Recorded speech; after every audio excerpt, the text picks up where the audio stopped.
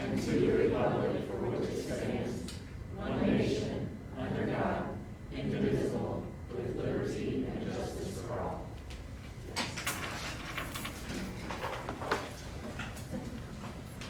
The first item is the adoption of the agenda. I move to adopt the agenda as presented. Second. Sorry. Moving in second. All those in favor? All right, before we go to public comment, I just wanted to say that, and talk about the masks. What people don't see on the video is that we're wearing the masks in and out of the building. The people in the audience are wearing. We'll do the best we can here at the table. But as we all have learned, a big part of communication is what we see in others' facial expressions.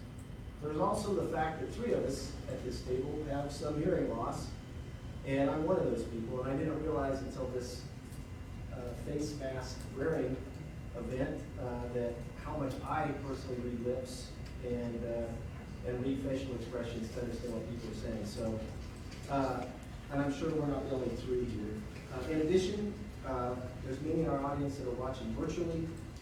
It's very difficult for our mics to pick us up, even without a mask on, and so with the mask it makes it that much harder. The staff has measured, right, Mr. Van Rankin? They have measured our seats. We are in excess of 6 feet apart. So we are doing social distancing as we are in our meeting. We'll try to use our masks, but at the same time, we want to have open and full conversations and discussions. We want to be able to hear and understand each other. So I would ask that if you are going to address the board, from me, the others up here that are hard of hearing, if you'll take your mask off so we can maybe read your lips as we listen to you. So with that, we'll continue on with the meeting. The first item is the public comments.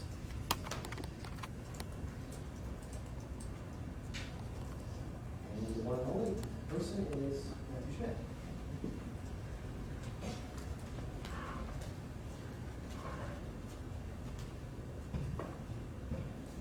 Hello. So my name is Matthew Schmidt. I am the parent of a high school to-be senior. I'm the spouse of a teacher, and I also happen to be a CEO at Health Ministries Clinic. So that's a little bit of the context for my conversation. So good evening. I want to begin by thanking you all for your service. Managing the community's expectations related to schools and children is challenging under normal circumstances. I want to acknowledge the complexity of the task you are all undertaking with respect to crafting a reopening plan. Like many of us, you are being asked to navigate a constantly evolving environment and balance out a myriad of objectives. In many ways, this feels like parenting. And the reality that in the end, we must often attempt to make the best decision we can in the moment with the information that we have available. It is easy to get caught up and consumed in the uncertainty of a situation. As leaders, we are often best served when we are able to settle ourselves and remain focused on the main objectives in any given situation. In this case, I'm sure we all want an environment that encourages optimal learning. We also want an environment that is safe for everyone, students, teachers, staff, and the community as a whole. Sometimes we like to jump to the hard things without making sure the foundational elements have been done. I would like to offer my encouragement and support to this board to make sure that you don't overlook the quote-unquote easy things. I know it's not that easy. The easy things in trying to craft a safe environment. As you begin to solidify your safety plan, I would remind you not to lose sight of the basic mitigation strategies that are proving to be effective. Masks, social distancing, and good hygiene practices. I might specifically highlight masks as it seems to be a point of difference for some. I choose and am choosing to view this through the public health lens.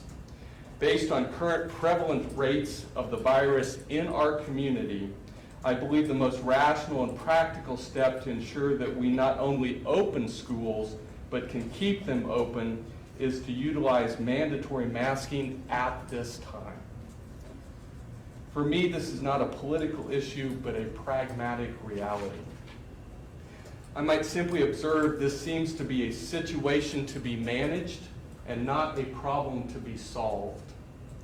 While we can't eliminate risk, I do hope this board can stay united and focused on taking every reasonable step to mitigate the factors that are within its control. If this pandemic has taught us any lessons over the past 5 months, I hope we have learned the advantages of being on the front side of the curve and the corresponding costs of being forced into a reactive response. I want to conclude my comments by sincerely wishing you, our students, teachers, staff, and all of us good luck as we enter this most unusual school year. Thank you. Thank you. Okay, the next item is the consent agenda. I move to adopt the agenda as presented. Nope. Consent. I'm sorry, executive session. Oh, I'm sorry. That's good. Thank you. All right, executive session, for attorney-client? Yes, Okay. How much time? 15 minutes. And we're staying here. we're gonna go down to Okay. my office. Yeah. Okay. I move that the board convene an executive session for the purpose of discussing issues concerning an employee pursuant to the KOMA exception regarding personnel matters of non-elected personnel, and that the board returns. Should be attorney-client. What's in there, that's what I thought. Okay, I move that the board convene an executive session for the purpose of discussing issues with our attorney pursuant to the KOMA exception regarding consultation with our attorney on a matter protected by the attorney-client privilege, and that the board return to the open meeting in this room at 7:23. And invite John, Rob, and Fred Van Recken. Yep. Second. Moved and seconded, all those in favor?